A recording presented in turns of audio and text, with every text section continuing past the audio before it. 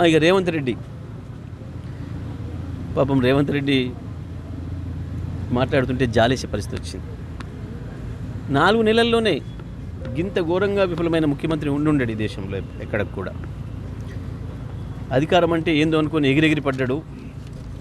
ఒక ముఖ్యమంత్రి మాట్లాడకూడని భాష, ఉపయోగించకూడని భాష ఉపయోగించి ఒక మాజీ ముఖ్యమంత్రి, దానికి మించి తెలంగాణ సాధకుడైన కేసీఆర్ గారి పైన ఆయన ఉపయోగించిన భాష ఇవాళ ప్రజల్లో చీత్కారానికి గురైంది. కాంగ్రెస్ పార్టీ గ్రాఫ్ 10% పైగా పడిపోయింది. శాసనసభ ఎన్నికలకి ఇప్పటికీ ఇంకా రోజుకు 1% పడిపోతుంది. పైనుంచి మందలింపులు వచ్చినాయన్న దాంతోనో, ప్రజల నుంచి ఈసడింపులు వస్తున్నాయన్న భయంతోనో నిర్ణయాలు మార్చుకున్నట్టు కనపడ్డా. మళ్ళీ ఇవాళ ఒక అబద్ధాన్ని స్పష్టంగా ప్రజలకు అర్థమయ్యే పద్ధతిలో చెప్పాడు రేవంత్ రెడ్డి. నువ్వు 65 లక్షల మందికి రైతు భరోసా ఇచ్చినా అని చెప్పినావు. ఒక్కరికి నువ్వు రైతు భరోసా ఇచ్చినా నేను ముక్కునేలకు రాస్తా, నేను ఎమ్మెల్యే పదవికి రాజీనామా చేస్తా. నువ్వు ఒక్కరికి ఇచ్చిన రైతు భరోసా ఇప్పటివరకు నువ్వు కొనసాగించింది రైతు బంధు మాత్రమే. కేసీఆర్ గారు పెట్టిన రైతు బంధు మాత్రమే నువ్వు కొనసాగించినావు. అది కూడా కేసీఆర్ గారు ఆనాడే 7,500 కోట్లు సిద్ధం చేస్తే రైతాంగానికి ఇవ్వకుండా అడ్డుపడి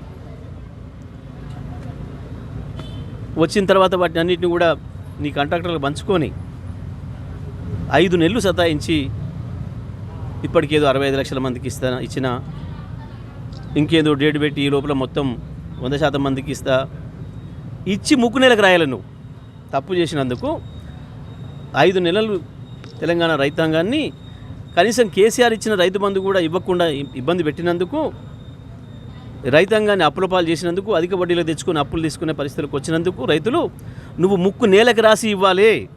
ఏదో గొప్పగా నేను ఇచ్చినా అని చెప్పేసి మాట్లాడుతున్నావు, పోజులు కొడుతున్నావు ఇస్తా అని చెప్పి. ఇవి ఇచ్చేదేంది? రైతుల హక్కు అది. నువ్వేదో పెద్ద దానం ఇచ్చినట్టు కేసీఆర్ని ఛాలెంజ్ చేస్తున్నావు. సిగ్గుండాలి కొంచెమన్నా మాట్లాడడానికి, అబద్ధానికి కూడా హద్దు ఉండాలి. రైతు భరోసా ప్రారంభించినవా నువ్వు? అనిపిస్తలేదా? సిగ్గులజ్జ అనిపిస్తలేదా ఏమన్నా? నువ్వు కొనసాగించింది రైతు బంధు, కేసీఆర్ ఇచ్చిన రైతు బంధు.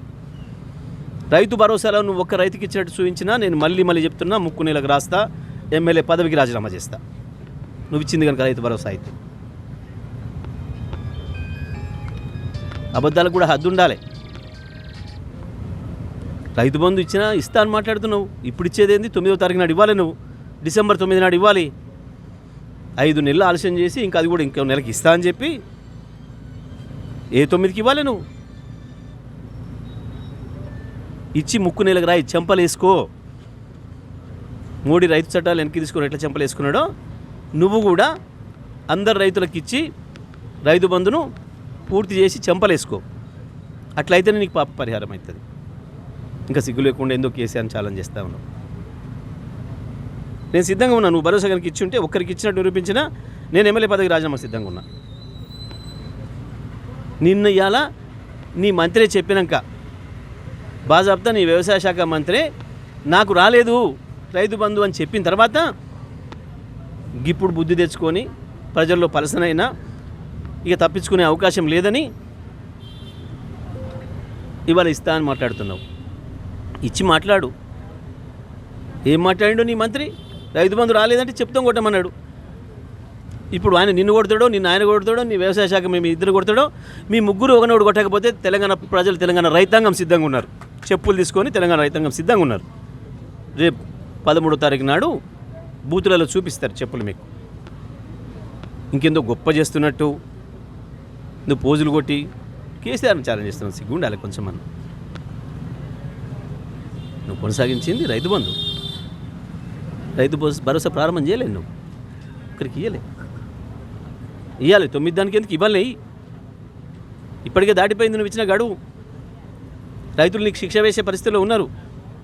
ఆ భయానికి ఎన్నికలు 4 రోజులు ఉందనగా మేము ఆపమని ఇవ్వలే పిటిషన్. నీలాగా నువ్వు రైతు వ్యతిరేకివి, మూర్ఖుడివి. కేసీఆర్ గారు ఇస్తానంటే 4-5 నెలల క్రితం ఇవ్వాల్సినవి ఎన్నికల కమిషన్ ఫిర్యాదు చేసి ఆపి డిసెంబర్ 9 నాడు ఇస్తానని చెప్పి మాట ఇచ్చి ప్రజలకు ముందర ప్రమాణం చేసి ఇవాళ ఇంకేందో మే 9కి ఇస్తానని చెప్పి దానికి చాలా గొప్ప పని చేసినట్టు ఊదర కొట్టుకొని ఏదో మాట్లాడుతున్నావు. ఎక్కువ మాట్లాడడం బంద్ చేయి. ఇచ్చి చెంపలేసుకో. 9 నాడు సాయంత్రం వరకు అందరికి పూర్తి చేసి చెంపలేసుకోవాలి నువ్వు. ఇది తెలుసుకొని మాట్లాడాలి.